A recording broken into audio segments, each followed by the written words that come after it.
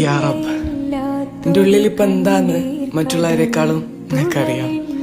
എൻ്റെ മനസ്സിൽ എന്താണ് സംഭവിക്കുന്നതെന്നും നിനക്കറിയാം. പഠിച്ചോനെ, ഇബ്രാഹിം നബിയെ തീയിലേക്ക് വലിച്ചെറിഞ്ഞപ്പോൾ അദ്ദേഹത്തെ നിങ്ങൾ ഒറ്റക്കാക്കിയിട്ടില്ല. യൂനുസ് നബിയെ മത്സ്യം വീങ്ങിയപ്പോൾ അവിടെയും അദ്ദേഹത്തെ ഒറ്റക്കാക്കിയിട്ടില്ല.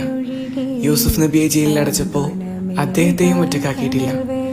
ഞങ്ങളുടെ മുത്ത് റസൂൽ സല്ലല്ലാഹു അലൈഹി വസല്ലമ തങ്ങളെയും നിങ്ങൾ ഒറ്റക്കാക്കിയിട്ടില്ല. പഠിച്ചോനെ, എന്നെ നിങ്ങൾ ഒറ്റക്കാക്കരുതേ. നന്മകൾ ചെയ്യാൻ എന്നെ ശക്തിപ്പെടുത്തണേ. പഠിച്ചോനെ, എന്നെ ഭയങ്കര ഇഷ്ടമാണ്. എനിക്ക് കാലിടറുന്നുണ്ടാവും.